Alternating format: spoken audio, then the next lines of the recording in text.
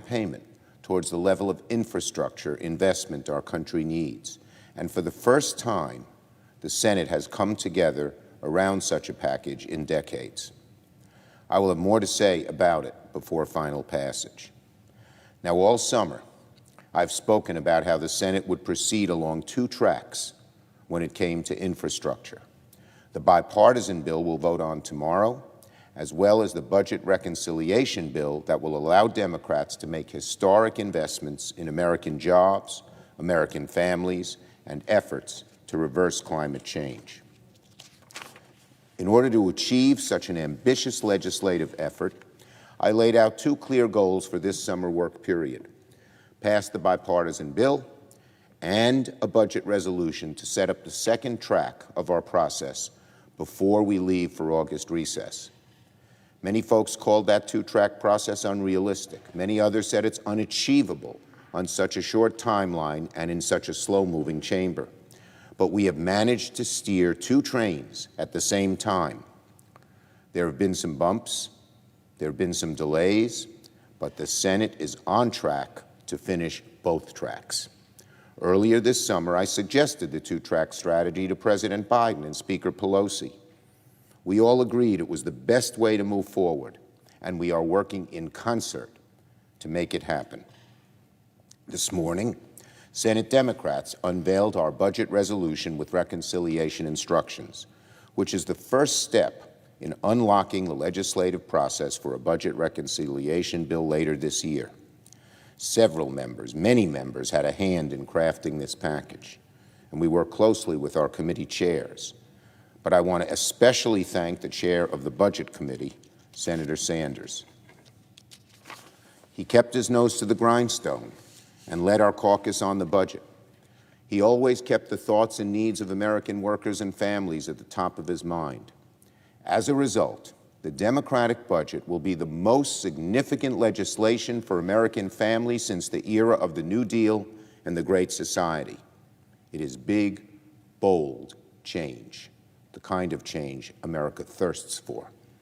I want to thank other members of the Budget Committee, like Senator Warner, who worked closely with the White House and Chairman Sanders to develop a framework, and Senators Murray and Wyden and Stabenow and Whitehouse and Merkley and Kaine and Van Hollen and Lujan and Padilla, all of whom came together, even though each had different views on different issues, to produce this result.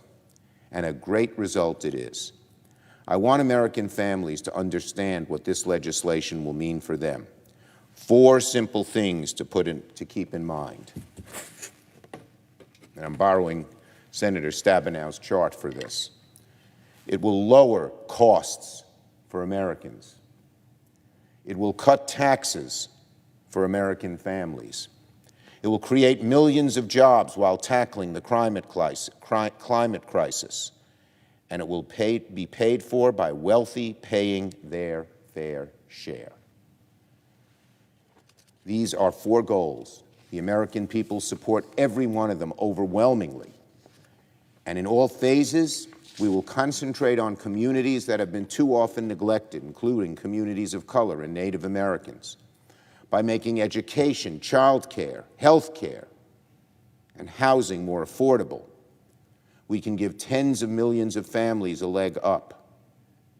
By making sure that we can get our children out of poverty, and I thank you, Mr. President, for your leadership on that issue. We can provide ladders to families that haven't had them before and help them climb into the middle class. Many of the policies we're proposing were in President Biden's American Jobs and Family Plan, but some go beyond, like expanding Medicare to cover dental, vision, and hearing benefits, something that was left out of Medicare at the beginning and never should have been, and we can rectify it now. By cutting taxes for tens of millions of American families, we can expand opportunity and make it easier for parents to pass on a better life to their children and their grandchildren. By making further investments in infrastructure, we can create tens of thousands, hundreds of thousands of good-paying jobs. And by finally tackling climate change, we can spare our country and our planet the most devastating effects of global warming.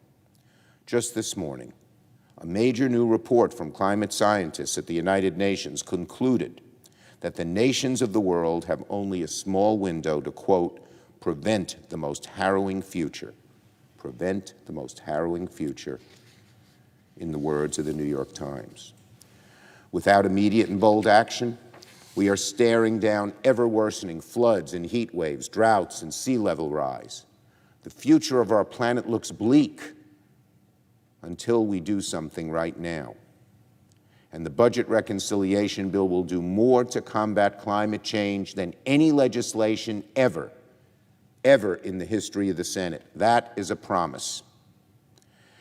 And while my Republican colleagues regurgitate the same tired talking points about a Democratic spending spree, let me remind America that we plan to pay for this package by making the wealthy pay their fair share. When our Republican friends held the majority in this chamber, they chose to use the same process Democrats are using now, budget reconciliation, to give corporations and the wealthy a massive tax break at a time of egregious income inequality. The former Republican majority rammed through a bill where 83% of the benefits went to the top 1%. 83% of the benefits. I have nothing against the wealthy. God bless them. They're doing fine already. But it's time to cut taxes for American families, middle-class families, not multinational corporations. To make our tax code more progressive and more fair. That is what Democrats are going to do. Under this plan, there will be no tax increases on small business or American families making under $400,000. We're going to help small businesses create many, many, many jobs. We're going to give American families a fair shot. We're going to tell middle-class families we're going to make it easier for you to stay there with your increasing costs of things like child care and school, college, and so much else. We're going to tell poorer families you're going to make it easier for you to climb into the middle class with things like the child tax credit and better health care and so much more.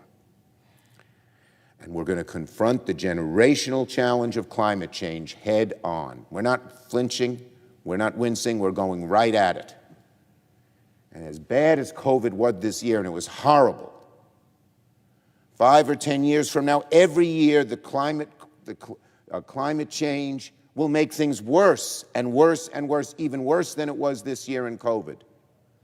Because when climate changes, it's such an overwhelming force that unless we do something now, we may not be able to stop it down the road. So, taking a step back, Mr. President, at its core, the Democratic budget is about restoring the middle class in the 21st century and giving more Americans the opportunity to get there. Unfortunately, the past 20 years in America have been a story of middle-class decline. We have all watched as globalization and technology transform the way our economy works. Industrial manufacturing jobs were shipped overseas. A global financial crisis cost Americans their homes and their wealth. Giant conglomerates wiped out mainstream businesses from Arizona to Arkansas, from Michigan to Maine. The cost of raising a family, everything from childcare to college tuition, has become exorbitant, almost unaffordable, even for those solidly in the middle class. And now, after the worst pandemic in 100 years, American families are just starting to climb out of the rubble and looking towards the future. We want them to look towards that future with hope and with optimism, not with sourness and anger that we have seen throughout the land, exacerbated, played upon by the previous president. What the future looks like, in large part, depends on what we do here now. These next few months are crucial for the future of our country, even for our democracy. What we need to do in Congress is to give our workers, our businesses, our families a chance to prosper in a rapidly changing world, a chance to have hope, a chance to restore that American dream, which simply says, if I work hard, I'll be doing better 10 years from now than I'm doing today, and my kids will be doing still better than me. When Americans lose that faith, lose that hope, that sunny American optimism that's been part of our character for centuries, bad things happen. Bad things happen to our democracy, to our relationships with one another, to just about everything. The social contract in America relies on the fundamental promise of economic opportunity, the chance through hard work to do better for yourself and then give your children and grandchildren a better life than you had. That's what America's all about. That's what we're trying to restore and revivify here. When that promise is broken, when that American dream is no longer shining brightly in the sky, when faith in economic opportunity evaporates, we are not the America we were meant to be. We are not optimistic and entrepreneurial and forward-looking. Instead, we are bitter and angry and backward-looking, and as a result, much more prone to the sway of demagogues like Donald Trump. The divisions in our country and our politics today have their roots in the decline of economic mobility. Now, the American people don't expect one piece of legislation to solve all our nation's ills. No single law can do that. But we have to start in a bold, strong way, rebuilding the basic social contract for middle-class American families and for everyone struggling to get there. A promise of equal opportunity and equality, helping middle-class Americans stay in the middle class, building ladders to help others climb into that middle class. And at its core, that's what this budget is all about. And we are going to take the first steps towards passing it very, very soon. I yield the floor and note the absence of a quorum. Clerk will call the roll. Ms. Baldwin.